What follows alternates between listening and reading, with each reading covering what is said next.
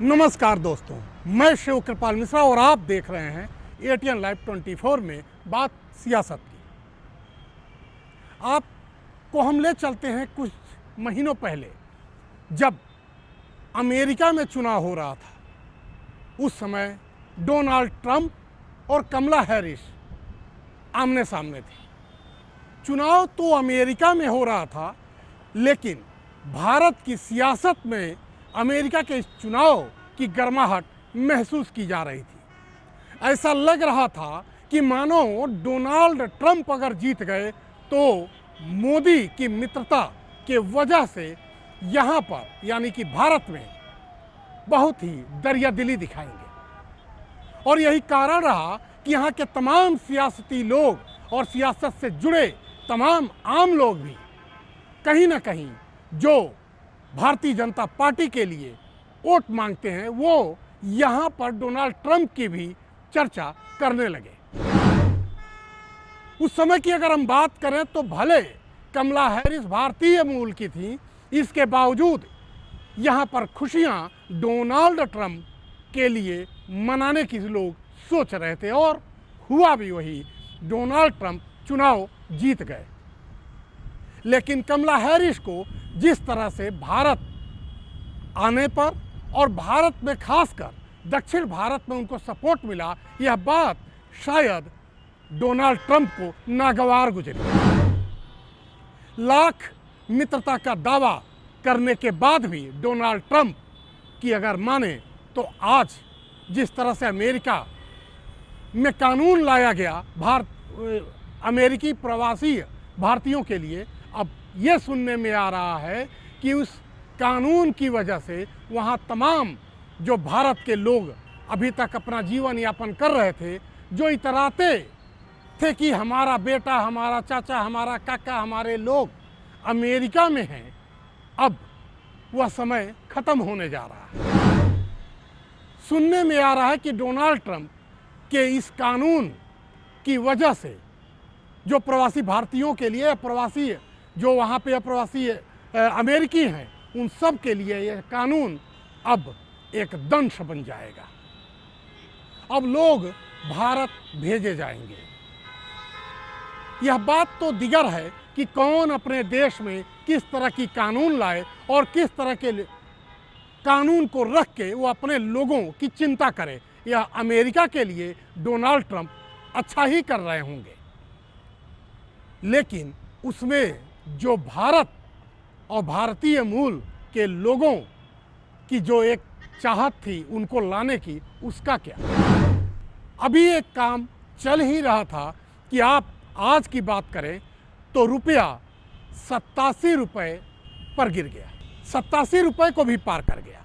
यानी कि $1 के मुकाबले रुपए की कीमत 87.11 हो गया। ये क्यों हुआ? क्योंकि अमेरिका यानी डोनाल्ड ट्रंप के इस सरकार ने 3 देशों पे टैरिफ लगा दिया, कनाडा, मैक्सिको और चीन। कनाडा, मैक्सिको और चीन पर टैरिफ लगाने की वजह से डॉलर में उछाल आया और रुपया गिर गया। रुपया के गिरने के साथ ही सोना 400 रुपये और महंगा होकर 85,000 को पार कर गया। यानी 85,000 रुपये प्रति 10 ग्राम आज की तारीख में सोना हो गया। जो बातें कभी हुआ करती थी कि रुपया गिरता है तो देश का अभिमान गिरता है, स्वाभिमान गिरता है, सम्मान गिरता है, अब वो बातें इस रूप में आ रही हैं कि रुपया दरअसल नहीं गिर रहा है, यह अमेरिकी डॉलर में उछाल आ रहा है। अब आप इसको चाहे जैसे कहिए, फिलहाल हकीकत तो यही है कि रुपए की कीमत डॉलर के मुकाबले अगर आंका जाता है तो उस आकलन में कहीं ना कहीं रुपया कमज़ोर और दुबला पतला हो गया है।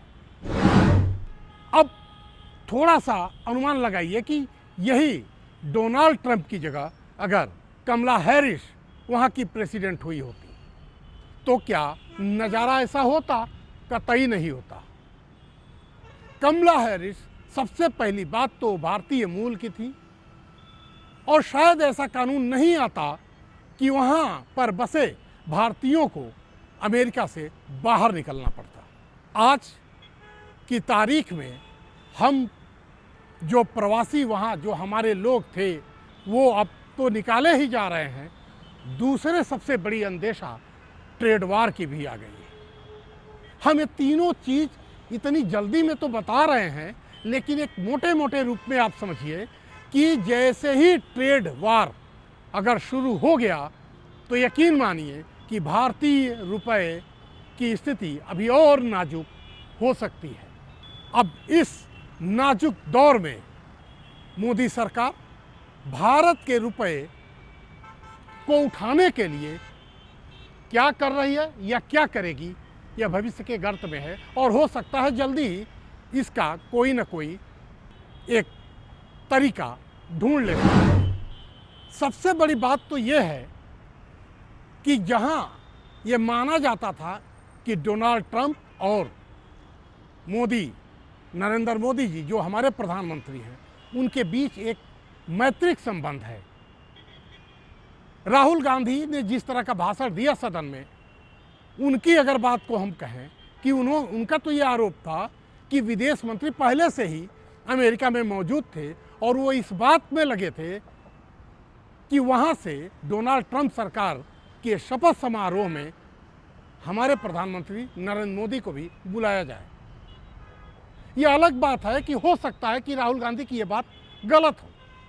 इसके बावजूद जिस मैत्री संबंध की वजह से यहाँ की जनता ने डोनाल्ड ट्रंप की खुशियों पर मिठाई बांटे, उसी देश के प्रधानमंत्री को अपने शपथ समारोह में न बुलाना, भारतीय प्रवासी लोगों को अपने देश से बाहर निकालने का कानून बनाना, और जब भारत अपने उस ट्रांजिशन फेज में है जबकि नई भारत लिख रहा है, भारत अपने नव भारत की ओर विश्व गुरु बनने की एक संकल्प लिए आगे बढ़ रहा है, ऐसे में अगर ट्रेड वार जैसी स्थिति आती है तो यकीन मानिए भारत की स्थिति नाजुक हो सकती है। इसके लिए हमारी भारत की सरकार सोचेगी और उसको सोचना ही पड़ेगा, क्योंकि अगर ऐसा हम नहीं सोचेंगे तो जो कुछ भी मेहनत आज तक भारत की सरकार ने भारत के लिए किया है,